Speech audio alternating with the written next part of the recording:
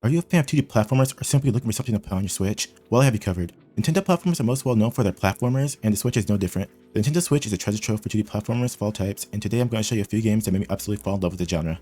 While this list does avoid first-party games, I felt these games deserved a mention before we jumped in. These games are New Super Mario Bros. U, Donkey Kong Country Tropical Freeze, and Yoshi's Crafted World. All three of these games are quality platformers. Yoshi is the easiest of the games. It's targeted at people new to platformers, featuring a cute yarn Yoshi and yarn environments to match. Donkey Kong is a much more punishing game where you'll barrel through enemies as Donkey Kong and his fellow Kongs as they face a new threat. Mario brings back the classic gameplay everyone knows and loves, and the sheer amount of content in this game makes it a must own for any Switch owner. Each of these games allow for couch co-op with a friend, and I definitely encourage it if possible. Our next game is Mega Man 11, the long-awaited sequel for one of the most beloved platformer series of all time. Do you love classic Mega Man but wish they would change up the gameplay a bit? Well, this game is for you. This game takes the traditional jump, shoot, collect abilities from bosses gameplay of the previous Mega Man games, but also introduces the new double gear system, which gives Mega Man just the firepower he needs for what just might be his toughest threat yet. First is the ability to slow down time around you, so you can get a better shot at enemies, and second, you have a power booster that makes the Mega Buster all that more lethal.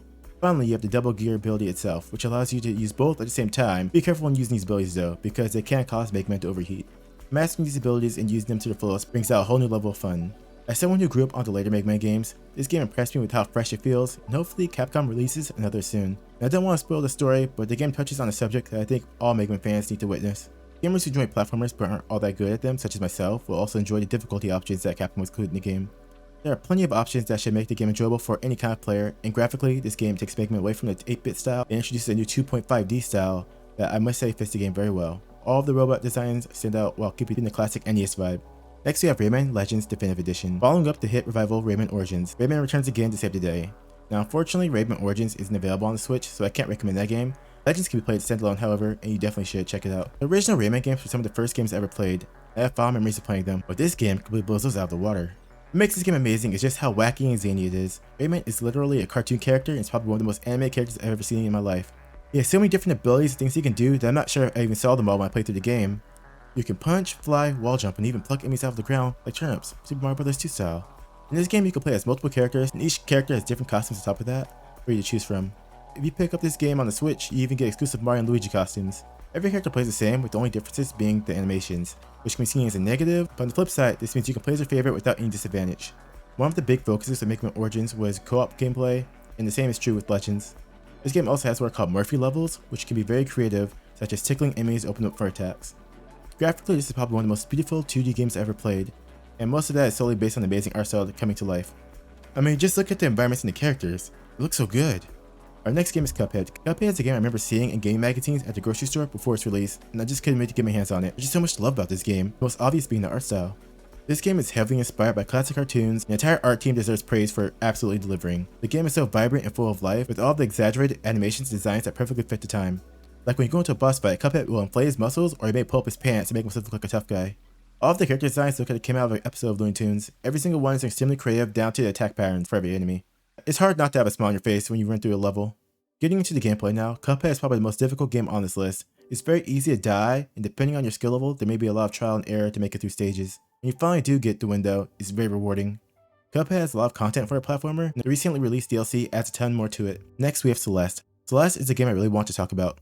Never have I played a game that brings me so much joy, yet so much anger at the same time. Now let me explain. I love everything about Celeste. The characters, the story, the gameplay, you name it. The story for this game is extremely good as well, and has a really strong message. This really shocked me. I think the game could only tell the story because it's an indie title. Graphically, the pixel art style looks similar to classic games, but still manages to be its own thing if that makes sense.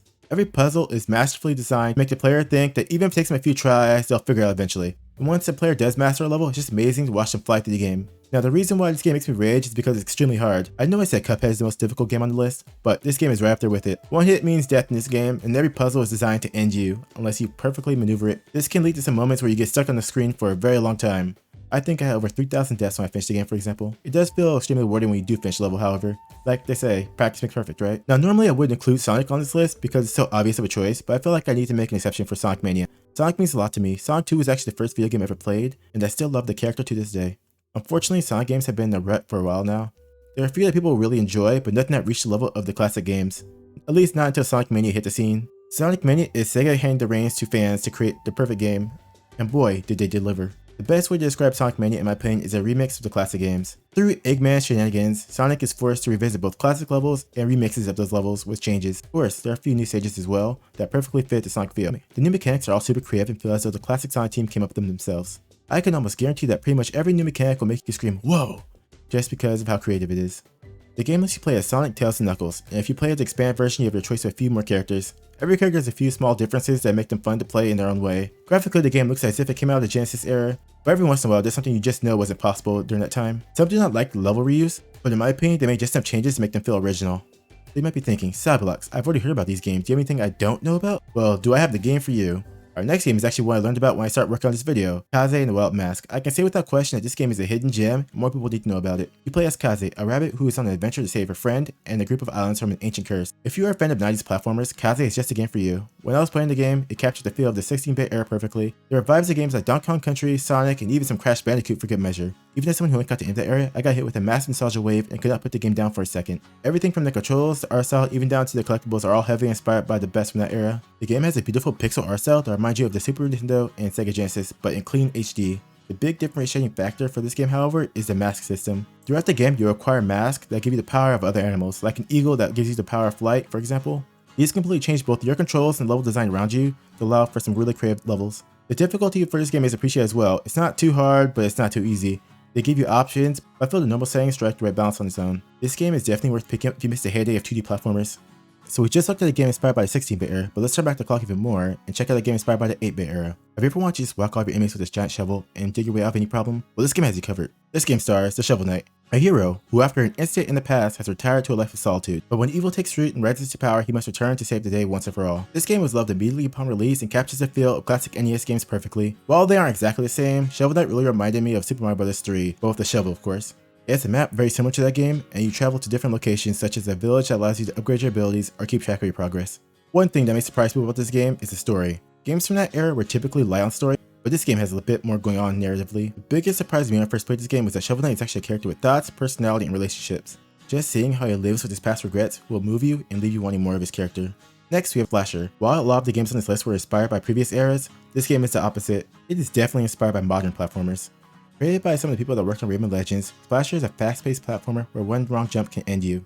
You're encouraged to move as fast as possible and keep trying until you nail it. You will encounter different paint, each with different properties that you will use to solve puzzles. For example, red is adhesive, yellow is bouncy, and blue, or maybe it's just water, erases other paints. Graphically, the game doesn't go for a really creative art style like the rest of the games on this list, but it more delivers in other aspects. I feel this is a game most people have probably never heard of, but it's definitely one of the top platformers on the Switch, and definitely deserves a playthrough. That's my list of 2D platformers you definitely need to check out. Which was your favorite? Let me know in the comments if you feel there's a game that deserves to be on the list. And if you're a fan of the hit Call of the Lamb but have already finished the game, click the link here for another video showing off games just like it. See you next time.